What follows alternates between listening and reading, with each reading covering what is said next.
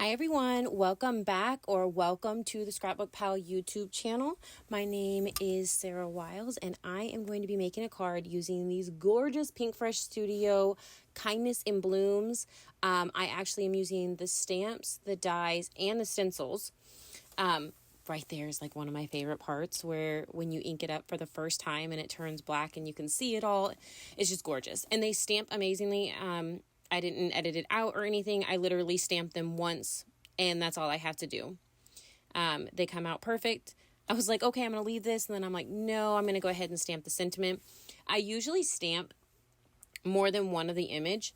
I wasn't planning on using multiple, but I do end up using it. I also got the Stampwheel low tack sticky mat from Altenew from the shop.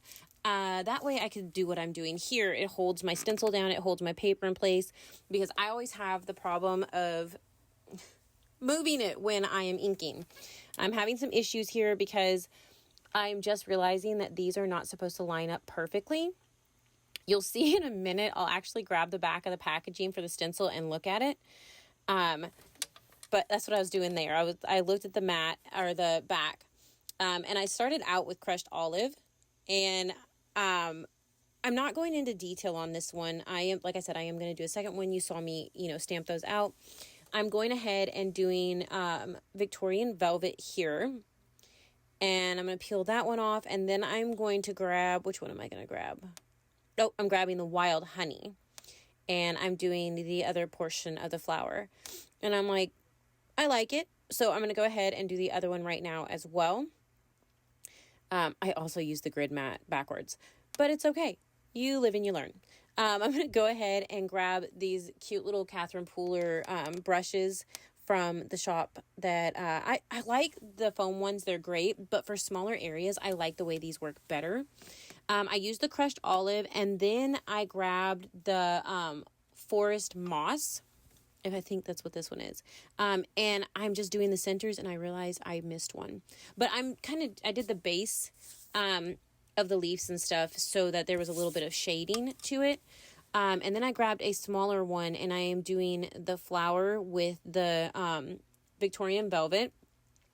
And then I'm going to grab the Dusty Concord and add a little bit at the base and then like the top of one of them in the bottom, and then I'm going to go back and use the Victorian Velvet again just to make sure it was all blended well. I grabbed the scattered straw to do the top of this, and then I'm going to grab the Wild Honey to add a little more shading as well. I just figured second time around, time to play with it a little more. I'm going to go ahead. I love this. It's one piece, so it's exactly how it's stamped out. And you just have to add, like, I couldn't find my low tack tape, so I went ahead and just grabbed some washi that was sitting on my desk. And I'm going to run this through and pop them out. They come out perfectly. I am going to show you that I'm going to do the second one. I don't make you watch all that. But then I also grab... this one is the Spellbinders scored and pierced rectangles. I wanted a nice detail in the background instead of just a square.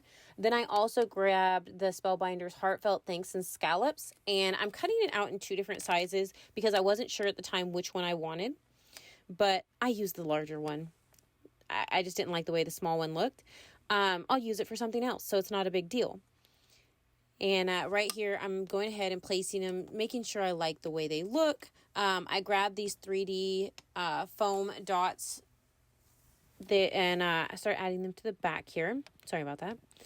And then I'm going to go ahead and pop all those little pieces off the back and place it down on my card base. And then I'm just going to add some, just some adhesive here on this one. I'm not going to pop this one up. And I'm going to add it down. I just like that it adds a little detail to the background. And here I went ahead and fussy cut the sentiment out that I had stamped. And I love this. I've got all these pieces, all these flowers, and I'm just going to go ahead and have it make a cute little design on the background. I'm going to start with these because this is just going to be my base, and I do glue them down in the center. My sentiment will go over the top of it, but it doesn't really matter because they go really well together and you can line them up, and that's what I did. So here I'm grabbing some of the greenery and just kind of poke it in here and there so it looks like it's supposed to be there. And I'm going to mess around and do that. I'm going to snip little bits off. I like just to play with it. I didn't come into this with a plan, really. I knew I wanted to play with them. I wanted to go more fall colors. I don't know really if I did that, but it works for me. But I'm just putting them where I think I will like them. I'm going to pop up my sentiment on some foam. I cut these down so that they would fit. And I'm going to pop that right in the center. Yeah, right there. And I'm going to add a little more glue to a couple parts of these that I had still popped up so they stick down well to the card. And that will finish this card for me. I really hope that you enjoyed this. I'll probably be sharing another one with these before too long. Thank you so much for watching. Go and grab what you can from the shop if they're not sold out already. Make sure to like and subscribe so that you don't miss any of the awesome work that any of the girls on the team do. There's always great inspiration coming out. And thank you so much for watching. Have a great day. Bye.